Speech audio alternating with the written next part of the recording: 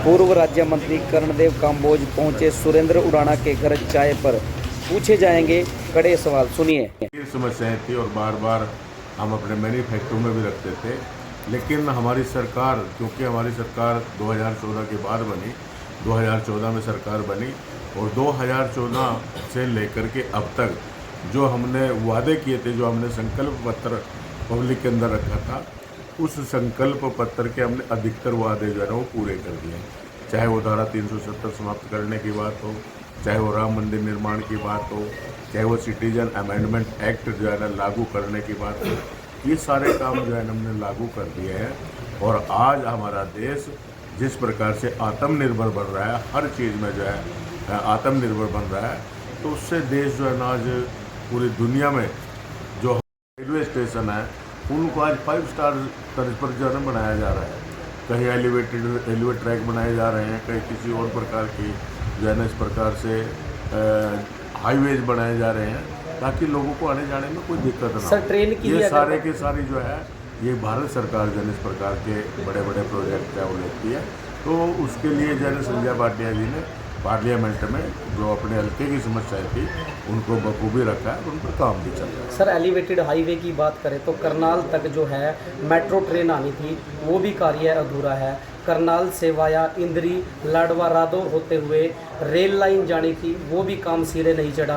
वो सारे के सारे पाइपलाइन में है, उनकी वो जो है ना प्रोसेस में है और जल्दी जो है ना पूरे भी होंगे, लोगों को जो है ना सुविधाएं सारी मिलेंगी। सर, टोल टैक्स तो एक छोटा सा मुद्दा था जो पानीपत में टोल टैक्स है, 60 किलोमीटर के दायरे में टोल टैक्स रहना चाहिए था, लेकिन संजय भाटिया ने संसद में भी आवाज उठाई थी, वो भी नहीं बंद हुआ। आने वाले समय में टोल टैक्स तो सारे ही बंद होंगे। अब तो नया सिस्टम आ गया, जीपीएस से जो है ना वो टैक्स कलेक्शन हो जाएगी, सारा जो है ना वो सारे के सारे टोल समाप्त हो जाएंगे, इसलिए जो है ना उसमें थोड़ा विलम्ब हो रहा है।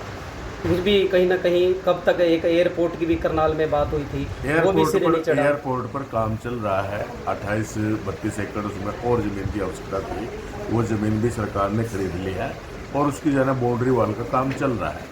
ये सारे काम जो है ना प्रोसेस में है और सारे जल्दी जो है ना बन करके तैयार हो जाएंगे। लोगों को एयरपोर्ट की भी सुविधा मिलेगी। लोगों को अभी आपने देखा कि एक नया हाईवे बाईपास जो है वो करनाल के अंदर जो है बन रहा है, ताकि जो है ना जाम से लोगों को निजात मिले। तो ऐसे बहुत प्रोजेक्ट हैं जो इस सरकार में, पहले तो कभी किसी ने उत्तरी हरियाणा के अंदर कोई काम ही नहीं किया। कोई अगर कोई रोड भी टूट जाता था तो उसमें पैच वर्क भी जो है ना कांग्रेस की सरकार में कभी नहीं होता था। ये पहली सरकार है जिसने सारी सड़कों की प्राथमिकता के आधार पर मरम्मत भी करने का काम किया और बहुत से नए नए हाईवे जो है ना आज इस सरकार की सौगात है, सरकार ने हरियाणा के अंदर दी। लोग कहते हैं सर, जहाँ पर टोल टैक्स लगता है वो हाईवे तो सरकार ने बना दिए क्योंकि इनकम जनरेट होती है, लेकिन जो ग्रामीण सड़कें हैं, आपका ही हल्का पड़ता है रादौर, गढ़ी बीरबल लबकरी से लेकर के आपके हल्के से जठलाना गुमथड़ा से होते हुए यमुनानगर सड़क जाती है। पिछले 5 साल में आप भी वहाँ पे चुनाव लड़ा था, उससे पहले राज्य मंत्री थे। उस सड़क पे आप देख सकते हैं क्या हाल आता है, माइनिंग से करोड़ों रुपए का खर्चा था। मैं आपको बता देता हूँ, उसके टेंडर हो गए, एडमिनिस्ट्रेटिव अप्रूवल हो गई, सिर्फ वर्क अलाट करना रह गया और आचार संहिता खत्म होते ही तुरंत जो है ना उसका वर्क अलाट होकर के और इतनी अच्छी सड़क बनेगी, आरसीसी की सारी सड़क बनेगी।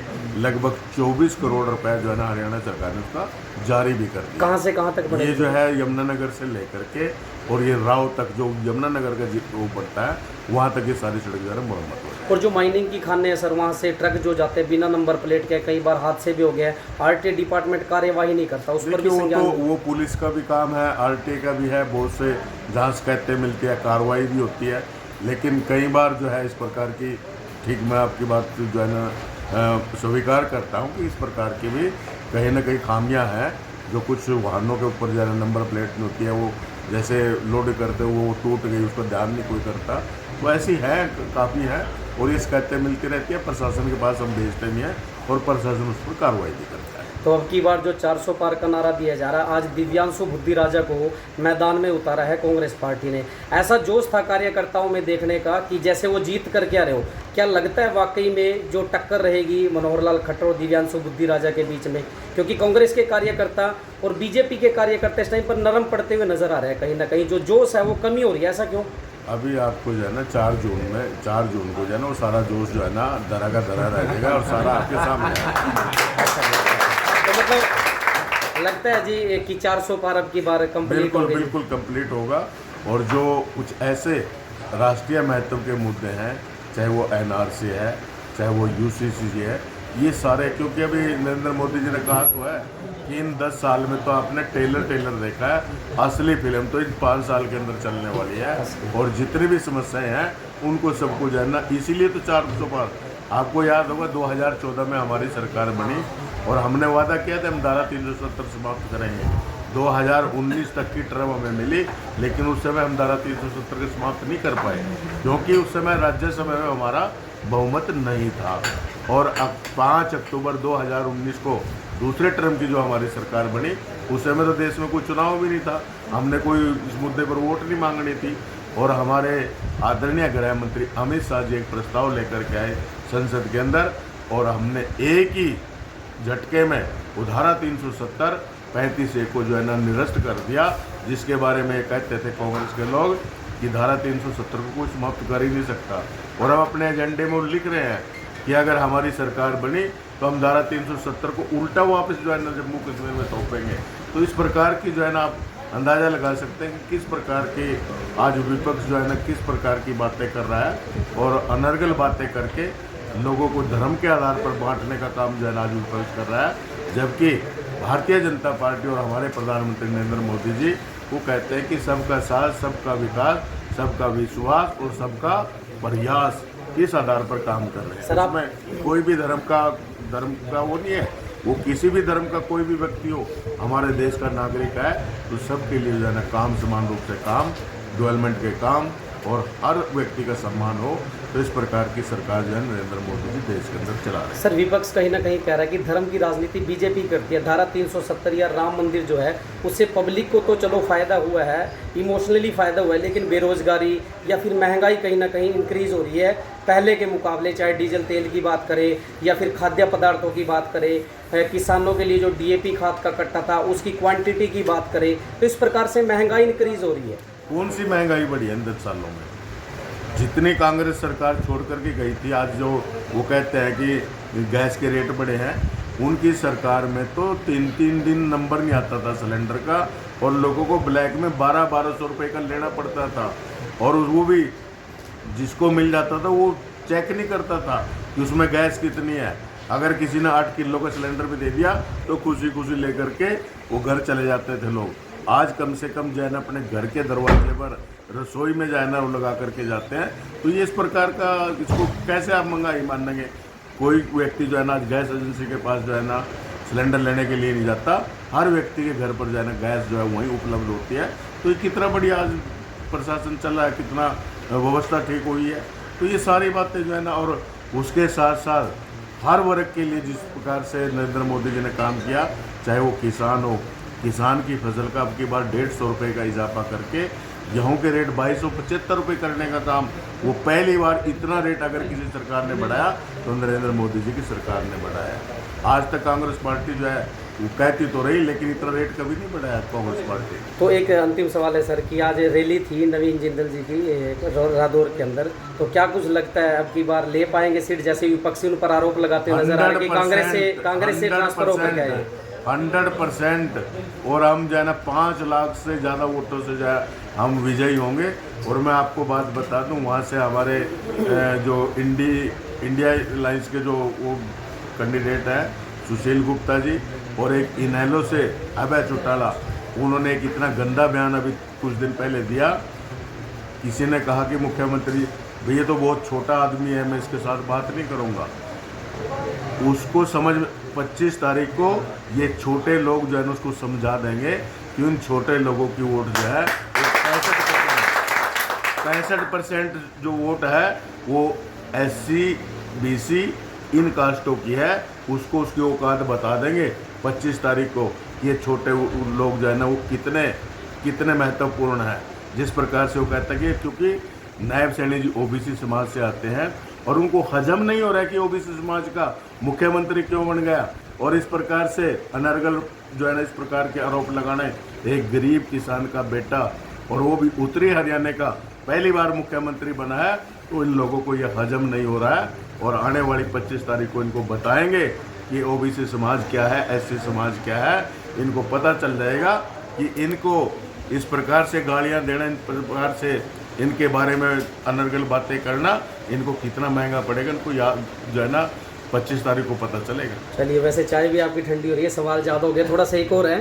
सुरेंद्र उड़ाना से कहीं ना कहीं थोड़ा हल्की फुल्की खटास थी क्या? अब प्रेम प्यार ठीक है? अगर हम यहाँ साथ बैठे हैं, आगे सामने हमारे कार्यकर्ता बैठे हैं, तो आप अंदाजा लगा सकते हो ये खटास कहाँ है। इकट्ठे चाय पीने लग रहे हैं। यानी बीजेपी एक है, सभी बीजेपी सब एक है, ये हमारे। सुरेंद्र भाई, क्या कुछ कहोगे? आज पूर्व राज्य मंत्री कर्णदेव काम्बोज चाय पर पहुंचे थे, पहले से ही कुछ प्लान था या अचानक कुछ प्लान बना है? लोकसभा चुनाव भी सर पर है, क्या सरगर्मियाँ चल रही हैं? तो एक दिन मैंने माननीय कर्णदेव काम्बोज जी को आग्रह किया था कि आप एक बार हमारी चाय पे आओ जी। तो उस दिन बैठ के बात भी हुई थी पैराकिट में, तो मंत्री जी ने आश्वासन दिया था कि चाय पे जल्दी आऊँगा। तो आज हमारे गांव में एक किसी परिवार में आए हुए थे वो दुख सुख में, तो फिर फ़ोन आ गया मेरे पास कि आज वहाँ आएंगे, तो फिर मैंने चाय का कार्यक्रम रख लिया। तो आज माननीय कर्णदेव काम्बोज जी यहाँ पहुँचे चाय पे, तो हमें बड़ा अच्छा लगा। लोगों का कहीं ना कहीं सवाल था, जिस प्रकार से कई रैलियां आप कर चुके हैं, पूर्व में राज्य मंत्री इंद्री हल्के से रह चुके हैं, कि सुरेंद्र उड़ाना की पूर्व राज्य मंत्री कर्णदेव काम्बोज के साथ थोड़ी सी खटास थी, क्या ऐसा बिल्कुल सही था और आज वो ख़त्म हो चुकी है? नहीं, खटास किसी प्रकार की नहीं थी, ना मैंने कभी माननीय कर्णदेव काम्बोज जी के विरुद्ध में कभी कुछ बोल रहा था। हाँ, ये है कि भी थोड़ा सा मैं 25-26 साल की एज में सरपंच बन गया था, तो इतने मैच्योर नहीं था उस समय में। और अब जैसे जिला पार्षद बन गए हैं, थोड़ा एज का भी वो है, 35 की एज हो गई है, तो थोड़ी मेच्योरिटी आ जाती है बंदे में एज के साथ। तो मेच्योरिटी के साथ साथ समझते हैं कि हम बड़ों का मान सम्मान कैसे करना चाहिए, क्या तरीका है, क्या भारतीय जनता पार्टी के संस्कार है, क्या भारतीय जनता पार्टी के बड़े नेता समझाते हैं। जैसे माननीय मुख्यमंत्री जी ने एक बार जब वो प्रदेश अध्यक्ष थे तब उन्होंने कहा कि अपने बड़े नेताओं का मान सम्मान करना चाहिए। जब हम आपकी एज में थे तब हम अपने हल्के के विधायक का, पूर्व विधायक का, इन सब का मान सम्मान करते थे, इनके पैर छूते थे। तो इस तरीके से आपकी तो मतलब उस समय पर मैच्योरिटी का फर्क था, अब समझ आ गया है कि बड़े बड़े ही होते हैं। हाँ, बड़े तो बड़े होते हैं। देखो 25-26 साल की हमारी एज थी, मैं सरपंच बन गया था, तो मैच्योरिटी धीरे धीरे मैच्योर भी हैं। और तो मिलकर के चलेंगे अब? हाँ बिल्कुल, बड़े हैं हमारे, तो उनके आशीर्वाद से चलेंगे। 400 पार आएंगी फिर अब की बार? बिल्कुल 400 पार आएंगे हम। आज मैं बल्कि माननीय मंत्री जी यहाँ पे कर्णदेव काम्बोज जी जब चाय पे आने लग रहे थे, तो हम 3 गाँव में कार्यक्रम में कर चुका था। चौथे गाँव का शिवाजगढ़ का हमने मौके पे कैंसिल किया कार्यक्रम, अब जाने लग रहे हैं वहाँ पे। अब वहाँ पे इकट्ठे हुए द्वारा मेरे साथी, तो बीच में कार्यक्रम छोड़ करके हमारे माननीय ओबीसी मोर्चा के प्रदेश अध्यक्ष जो कर्णदेव काम्बोज, जिस प्रकार आज दिव्यांशु बुद्धि राजा 31 साल के हैं, उनको टिकट दी गई है, ओनली प्रदेश अध्यक्ष थे युवा के, कांग्रेस के, क्या हो सकता है सुरेंद्र उड़ाना जिला पार्षद हैं, उनको भी विधायक की टिकट मिल सकती है इंद्री हल्का से? देखो, कुछ भी संभव है भारतीय जनता पार्टी में। भारतीय जनता पार्टी में तो आप देख रहे हैं कितने बड़े बड़े फेरबदल हुए हैं, लेकिन हमारी इतनी वो नहीं है कि भी हम टिकट के लिए। भारतीय जनता पार्टी का जो कार्यकर्ता है वो ज़्यादा महत्वाकांक्षा नहीं रखता, महत्वाकांक्षा रखता है लेकिन इतनी भी नहीं रखता कि वो इसलिए काम कर रहा है कि मेरे को टिकट मिले। ये देश पहले है, पार्टी बोलते हैं कि दल पहले है, पार्टी बाद में, और उसके बाद अपने निजी है सारी चीज़ें। धन्यवाद धन्यवाद भारतीय जनता पार्टी जिंदाबाद। तो साथियों, तमाम तस्वीरें आपको दिखाई है HGN 24 पर सुरेंद्र उड़ाना और उनके कार्यकर्ता, उनके साथी जो यहाँ पर चाय पर पहुँचे, पूर्व राज्य मंत्री कर्णदेव काम्बोज। और आप देख सकते हैं लोकसभा चुनाव है, तो तमाम शायद आप लोगों के जो सवाल थे, चाहे वो लोकसभा से रिलेटेड हो, चाहे हल्के पुल्के विधानसभा के सवाल भी थे, तो आपको क्या कुछ लगता है सड़कों का जो मेन मुद्दा था वो राज्य मंत्री जी ने बता ही दिया आप लोगों को। एक बहुत ही बड़ा मुद्दा है ये सड़क वाला, जो गढ़ी बीरबल से यमुनानगर जाती है, वो जल्दी बन करके तैयार हो जाएगी। और भी अगर आपके कुछ सवाल हो तो कमेंट में जरूर बताइएगा। तो इस समय पर ये लाइव तस्वीरें देख रहे थे HGN 24 पर रविंद्र डांगी के साथ गाँव उड़ाना से। धन्यवाद।